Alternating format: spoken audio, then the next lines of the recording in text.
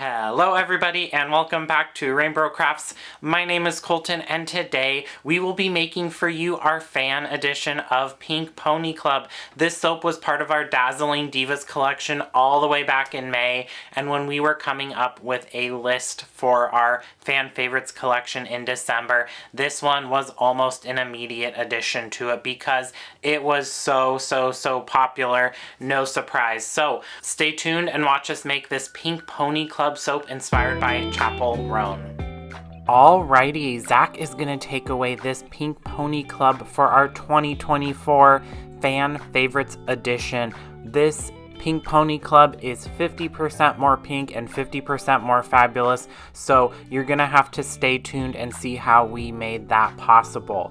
Just like all of our other soap, we are going to put together our base recipe, which uses our signature plant-based oil blend, and you can always find that in the description box of all of our videos. To that, we are adding in some colloidal oatmeal, a little extra water, and then some kaolin clay along with the raspberry sparkle fragrance blend that we use. That's what Zac's pouring in right now. It has fruity notes, raspberry obviously, some green notes, vanilla, and also some musk to kind of cut through the sweetness and give it like a nice grounded base to really support that fruitiness, to make it not quite so cloyingly sweet, which is something we do prefer.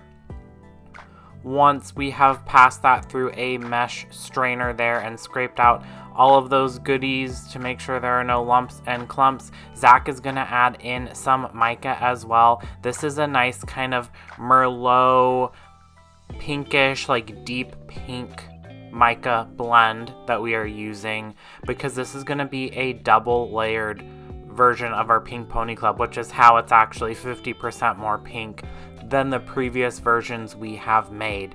This Merlot mica is just suspended in a little canola oil. We do that just to make sure that the mica gets distributed evenly throughout our batch of soap. You don't technically have to do this, but some micas clump a little, and this just makes the distribution much easier. It's not worth the headache to not do this. We actually use the base oil blend and just take out a couple tablespoons, so you're not actually adding any more additional oils to your soap.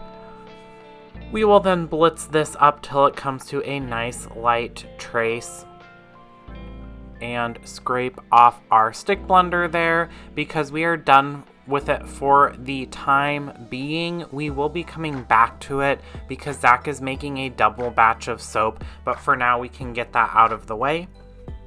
And then to our two slab molds here, Zac has some soap shreds. These are shreds that we save in a sealed 5-gallon bucket from when we bevel our soap, which is something we do on all of our soap bars to kind of make the edges a little more rounded. It also makes them look a little more finished. So when you're buying the soap from us, it's a nice kind of hand feel, and we want to save those scraps and reuse them if possible, which is what we're doing here. If we can't reuse them, then we do donate those to Eco Soap Bank, and I'll put a link down in the description box below for them. You hear us talk about them pretty often because we send them soap scraps fairly regularly. The more soap we make, the more soap scraps we send to them because we can't go through all of our soap scraps enough. We will then scrape out that Cambro, get as much of that soap batter out as possible because we do not need any more of it. And then Zac is going to go in and stir those soap scraps into the soap batter there to make sure there's no air pockets or anything like that.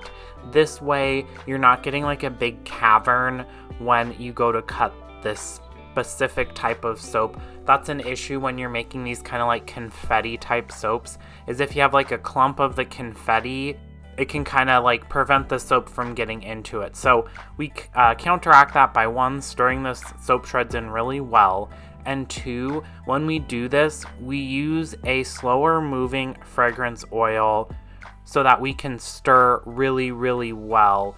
We also kind of blend a little less than we normally would to make it a little more runny. So all of those things combined prevent the kind of big caverns and make the final product look much, much nicer.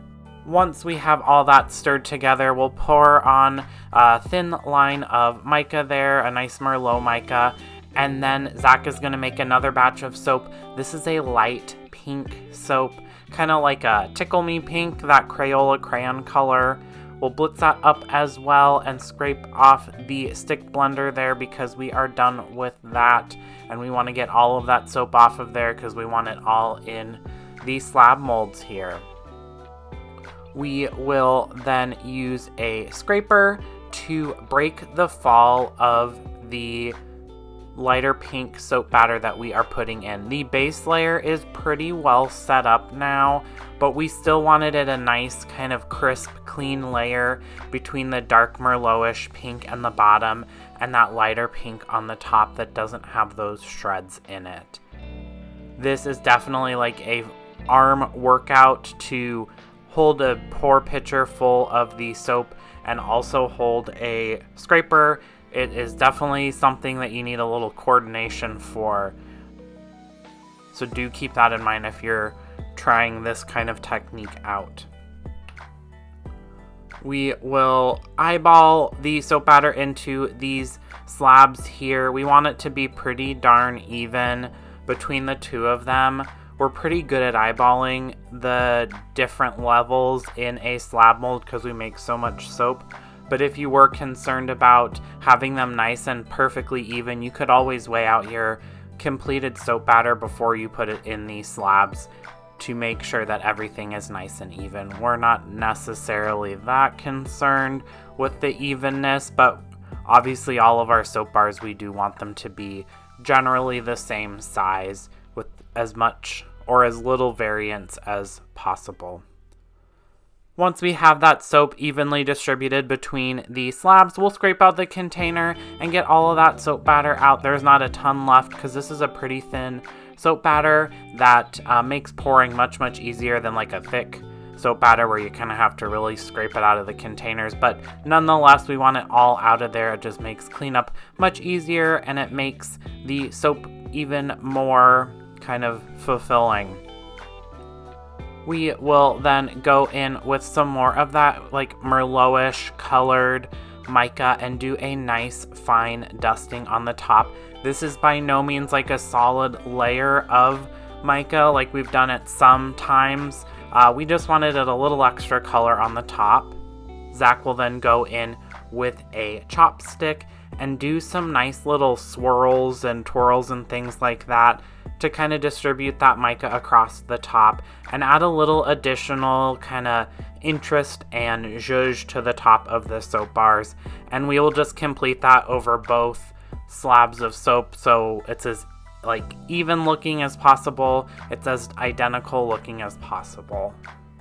And then once that soap has been resting for about 24 hours, it is time to slice up and see the inside of the soap bar. So we will unmold them, we will put them through our slab splitter here. Our slab splitter doesn't have a name, so if you have naming suggestions for our slab splitter, put those down in the comment section below. Our multi-bar cutter's name is Dorothy because she is ruby red like the red slippers. But like I said, our slab splitter does not have a name, so feel free to put those suggestions down in the comments below. Once the slab is nice and split, we will get out Dorothy and slice up our soap.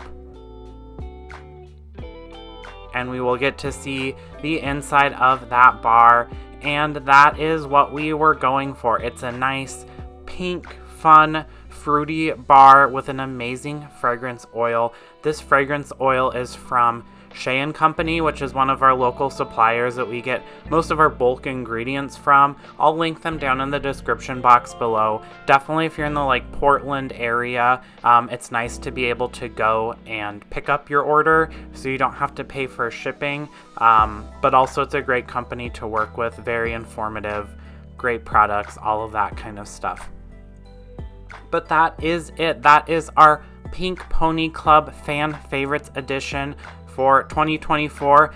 All of our fan favorite soaps will be for sale starting December 1st, online and in person at 10 o'clock Pacific Standard Time. Thank you so much to all of our subscribers. We appreciate each and every one of you. If you want to get soaps or candles of the month from us just like they do, check out our website for more details on that. Thank you so much for watching. Don't forget to like this video, comment down below your name suggestion for our slab splitter, subscribe to the channel, and also ring that bell icon so you can see what we come up with next. Thanks. Bye.